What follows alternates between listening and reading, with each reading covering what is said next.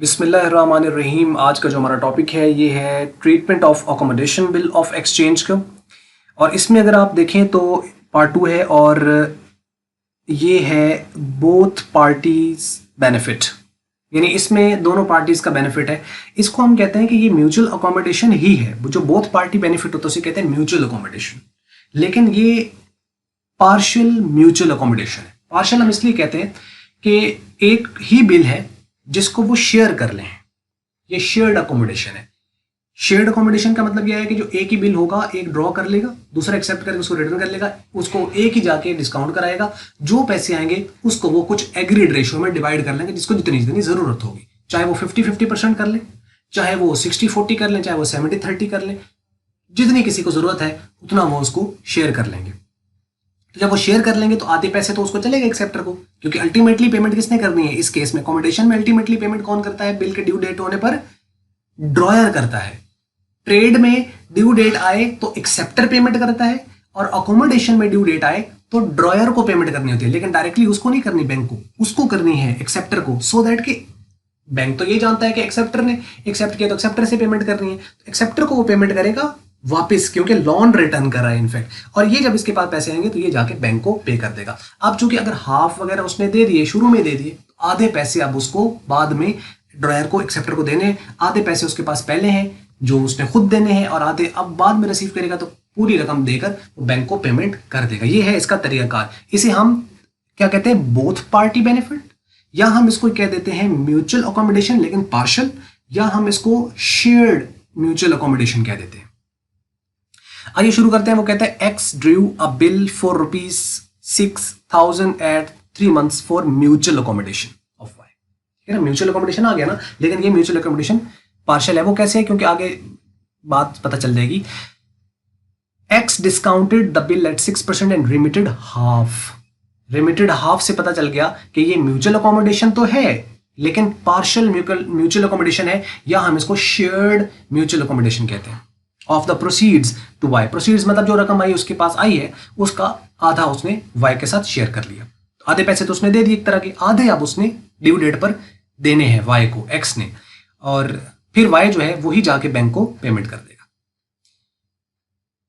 On the due date ही sent the remaining amount to Y to meet the bill. Due date जब आई है तो उसने जो बाकी पैसे रहते थे वो उसने वाई को दे दिए ताकि वो अपनी एक्सेप्टेंस मीट करे। तो हुआ क्या? Y met the acceptance. ये भी हो सकता है कि वो एंड पे कह जी उसने एक्सेप्टेंस नहीं किया, तो फिर डिसऑनर हो जाएगा। तो जब डिसऑनर हो जाएगा तो फिर वो अलग केस चलेगा, फिर उसमें नोटिंग चार्जेस आ जाएंगे, फिर वो भी शेयर्ड होंगे उसी अकॉर्डिंगली।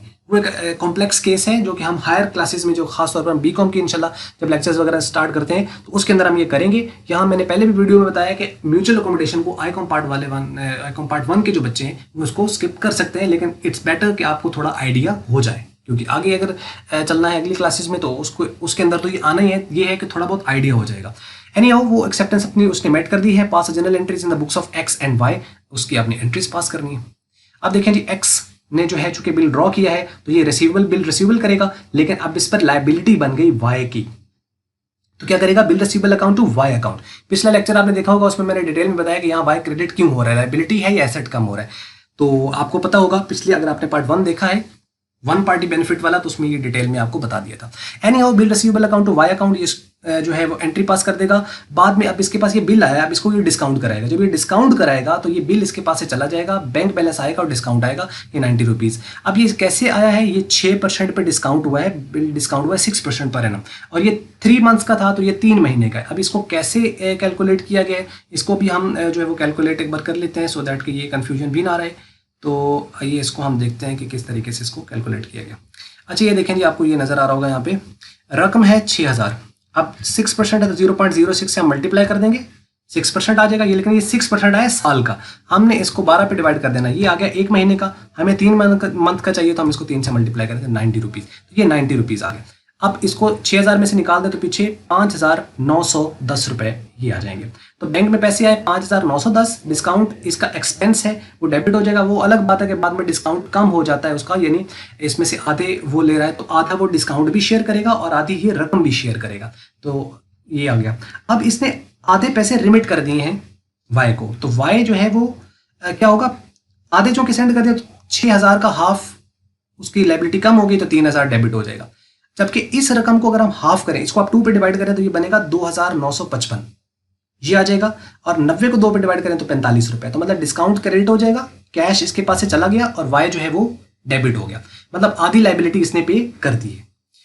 अब ड्यू डेट आई, जो बाकी इसके 3000 रहते थे वो भी उसने पे कर दिए, तो कैश इसका दोबारा से क्रेडिट हुआ 3000 और वाई इसके ऊपर लाइबिलिटी थी वो कम हो गई, डेबिट हुआ, तो ये यहाँ पर 3000 आ गया। तो 3000 पहले उसने ले लिए थे शुरू में और 3000 इसने ड्यू डेट पर, तो 6000 इसकी तरफ से उसको दे दिए गए हैं। अब ड्यू डेट जब आएगी तो उसको पेमेंट करनी है। अब इसमें देखें तो जब इसने बिल एक्सेप्ट किया तो क्या करेगा, एक्स से पैसे लेने हैं इसने 6000 और बिल पेबल इसके ऊपर लाइबिलिटी है 6000 रुपए की। Being the acceptance given for 3 months, ये उसने एक्सेप्टेंस उसको दे दिए। अब इसने पैसे रिसीव किए हैं, जब उसने डिस्काउंट कराया है तो उसके डिस्काउंट कराने का इसके ऊपर कोई असर नहीं वाई के ऊपर, क्योंकि वो तो बैंक और एक्स के दरमियान ट्रांजैक्शन हुई ना, तो मतलब उसका तो इसके साथ कोई ताल्लुक नहीं है, मतलब उसका इसके ऊपर कोई इंपैक्ट नहीं आएगा। हाँ, लेकिन जब इसने हाफ प्रोसीड्स रिसीव किए हैं तो उसकी तो आएगी। कैश इसको मिला था 2955 रुपए, जबकि डिस्काउंट इसका एक्सपेंस है जो कि 45 रुपीज है, ये भी आपके पास डेबिट हो जाएगा। तो ये टोटल रकम आ गई और 3000 इसके ऊपर एसेट था वो कम हो गया 3000 रुपए से, तो इसने एक्स को क्या कर दिया, क्रेडिट कर दिया। यहाँ पे being cash received for payment and the discount recorded, आधा डिस्काउंट भी आ गया और आधी अमाउंट प्रोसीड जो है कैश वो भी आ गया इसके पास। अब जब ड्यू डेट है उससे एक दिन पहले या ऑन ऑलमोस्ट उसी डेट के ऊपर इसको कैश रिसीव कर हुआ है मजीद, जो बाकी रिमेनिंग 3000 था, तो वो कैश इसको रिसीव हुआ है, तो कैश रिसीव हो तो डेबिट होता है क्योंकि कैश एसेट है।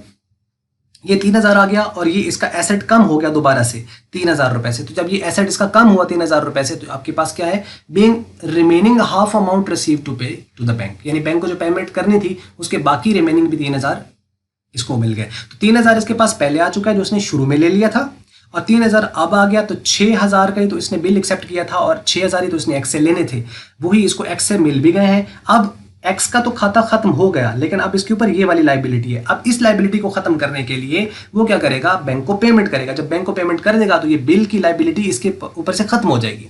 जब ये लाइबिलिटी खत्म होगी तो इसको वो क्या कर देगा, डेबिट कर देगा, जो को बिल पेएबल अकाउंट 6000 से डेबिट हो जाएगा और क्रेडिट होगा कैश, क्योंकि इसकी तरफ से कैश जो है वो पे कर दिया गया है। तो जब इसकी तरफ से कैश पे होगा टोटल, तो इसकी ये लाइबिलिटी भी खत्म हो गई। तो मीन्स के ये शेयर्ड था और शेयर्ड फॉर्म में कुछ पैसे इसने शुरू में ले लिए, कुछ बाद में ले लिए, और इस तरीके से इसका जो है वो ट्रांजैक्शन वगैरह कंप्लीट हो जाती है। तो being cash paid to the bank and acceptance met, मतलब एक्सेप्टेंस वगैरह कर दी गई है। ले जी, ये थी वीडियो। और अगर आपको ये मल्टीमीडिया की वीडियो अच्छी लगी तो इसको आप लाइक कर लें, शेयर कर लें दूसरों के साथ। अगर आपको अच्छी नहीं लगी तो आप इसको फिर डिसलाइक कर दें। और हमेशा की तरह वीडियो देखने का आपका बहुत बहुत शुक्रिया।